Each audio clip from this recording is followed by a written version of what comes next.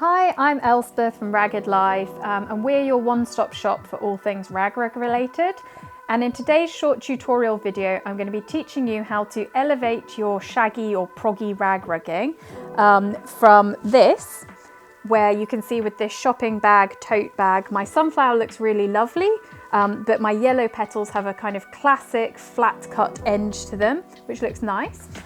But we're elevating designs like that by learning how to shape the shaggy pieces, as in this example here, to create different kind of petal effects and textures in your pieces. Classically here at Ragged Life, we like to use this technique to kind of make these beautiful 3D rag rug bouquets, which we sell the pre-hemmed Hessian for on our website, as you can see with this little flower here. But there's no reason why you can't utilize these shaping techniques, which I'm going to be teaching you, in your rugs, as I have done in the border of this little hello front door mat here, where the different coloured flowers around the border have all got differently shaped petals, just to add interest to the design. So I'm going to get cracking with the technique and I hope you find it useful. So to start off making your kind of like shaped rag rug pieces, the first thing that you always do is I fold my fabric. So I've got just a piece of cotton here and I folded it to create like a tube. And the way I cut my strips quickly and easily is by cutting through lots of layers of fabric at the same time. And I'm cutting these strips so that they're approximately 2 centimeters in width.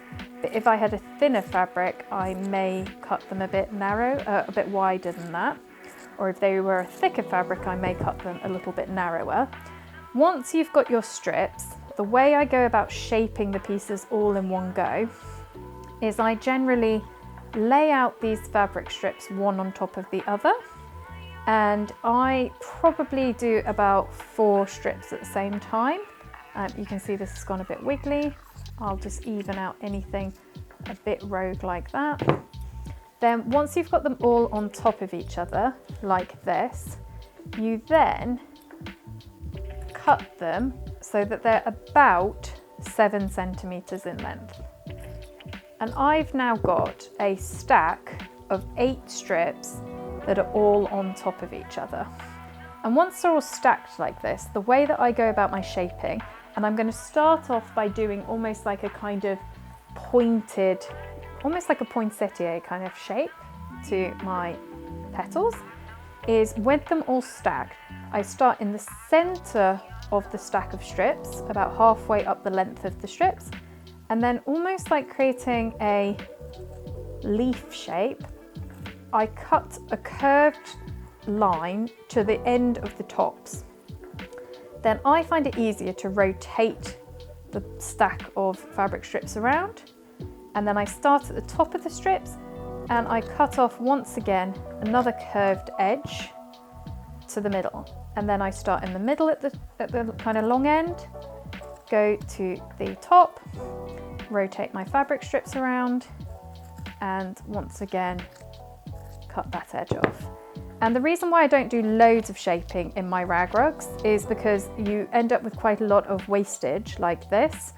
I save all of this for stuffing, so nothing goes to waste, but it's still not ideal if you're making a large rag rug. But what you've ended up with is these almost like petal shaped bits of fabric. And the way that we go about doing our rag rugging, as you'll have seen from some of my other videos, is I work with a spring tool and then I weave across the top of the Hessian, and I'm trying to capture normally about 2 strands onto the barrel. I open up the end of the spring tool, I take one of my shaped strips and I grab onto the pointy end and I literally just pull through. And then I miss out a couple of strands and repeat the process. And if you're struggling to pull your fabric strip through, it's generally because you've maybe cut your strip a bit too wide. So just bear that in mind when you're cutting your different fabrics up. You should never be really struggling, but they should pull through nice and smoothly. And this will just create a much more refined and interesting style of this shaggy proggy technique, which ends up looking very much like a flower when you build up more of it.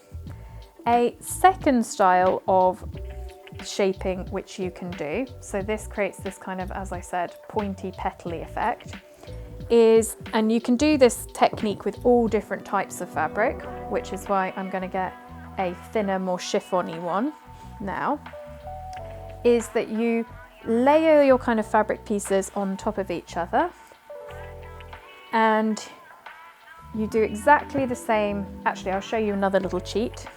You take the cutting gauge, you place your fabric strips onto the gauge, and you wrap over the same part of the cutting gauge over and over again, which is the opposite from what I teach people to do with the cutting gauge usually. So I've now, rather than going along the length of the cutting gauge, I've gone over the same part over and over again. And by doing that, you end up with all of your fabric strips stacked on top of each other. And that's maybe a bit too thick for me to comfortably get my scissors through all of it. So I'm just going to divide that stack in half. And another form of shaping that you can do is almost like a kind of rounded shape, where you just kind of start in the middle, and rather than making the ends pointy, you make them more rounded. You can see that you don't have to be very accurate. It doesn't matter if they end up wonky, because when in your life have you ever seen flowers that were entirely perfect? And then you once again round off the other ends, and you'll end up with this kind of like pill shape here, which is like rounded at one end and at the other end. And I'll show you how that looks into my Hessian. But the nice thing about having a wider strip of fabric, which you can only do with thinner fabrics, is it creates a bit more of a fold in the strip. So it creates this almost like rose-like effect, which looks very, very effective in your design. And I actually really love working with these kind of like chiffon-y voile or synthetic materials, because even though they're quite kind of horrible as a fabric, they rag rug up absolutely beautifully, and they look really lovely in your final pieces. So that's kind of how the petals look when you do this kind of pill shape. You can also do a slight kind of variation on this style, where rather than leaving it as a kind of pill shape like this, sometimes I'll do it as almost like a figure of 8, which you don't need to come in at the sides like this, but I'll make the ends of them more heart-shaped. And it's a lot easier to do this, weirdly, as a stack than it is to do it when you've just got the one. But can you see how this almost looks like an X when you look at it? And this just adds a whole other element to your rag rugging, because this X shape creates almost like a double petal, which ends up looking quite kind of like you've got a shorter petal here and a longer petal here. And when you build that up over a large area, it makes it look very vibrant. My next shaping that I wanted to mention to everyone is where we almost do feathering.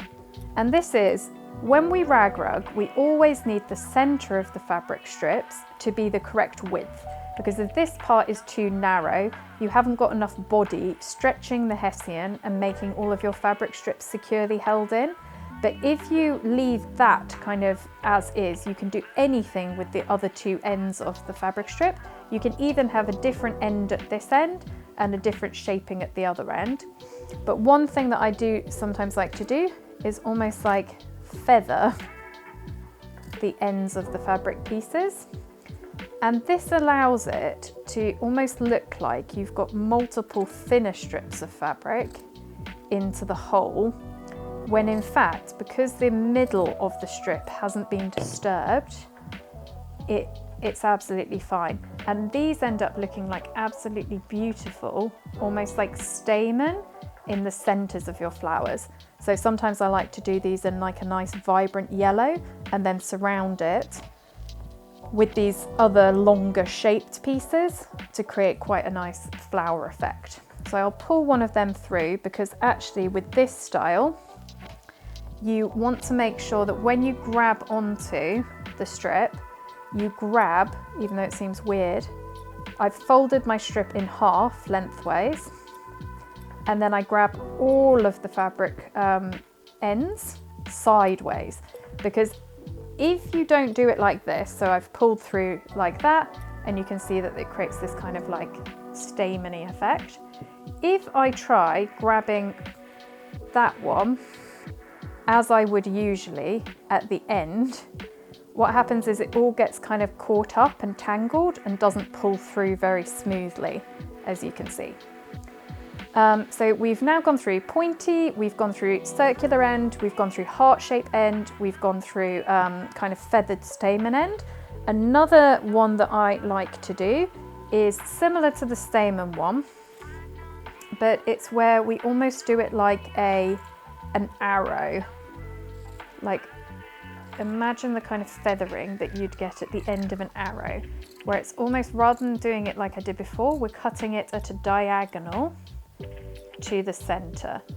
And I do exactly the same at the other end, these little diagonal cuts, and it creates this very, very different look to things. I'm not going to pull that one through, but it's the same kind of effect as the stamen one, but it tends to look a bit more less fine, a little bit less fine than the other one. And the final one that I just wanted to mention is that when you're doing these kind of petal effects, you can completely make up your own shapes. You don't need to follow the ones that I've done here, but definitely experiment with the widths that you cut things and the lengths that you cut things. So traditionally, when we do any of the kind of shaggy proggy technique, we're cutting our strips on a cutting gauge, this little gadget here, where you wrap the long strips around, cut down the groove, and all of your pieces of fabric end up the same length, which is about 8 centimeters. But if you're doing these petals, when you do the shaping on the ends of them, you lose some of the length.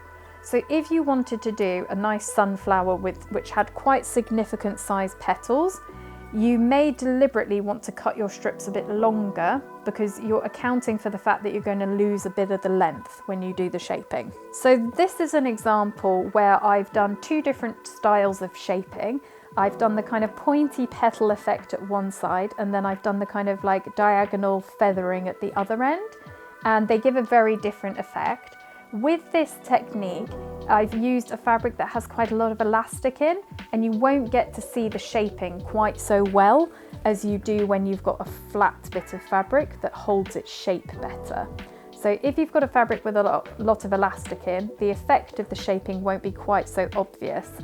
This is also a really nice example of how you can combine the shaggy proggy technique with the loopy rug hooked style to create quite realistic flowers, considering they're made using just fabric. So that was a whistle-stop tour through shaping your shaggy rag rug pieces. I hope you're absolutely raring to go to make some beautiful flowers for yourself. If you would like any more inspiration from us, then we've got a fortnightly Rag Rug inspiration newsletter. Equally, give us a follow on social media at Ragged Life on Instagram or at Ragged Life Designs on Facebook. Hope to see you soon. Thank you.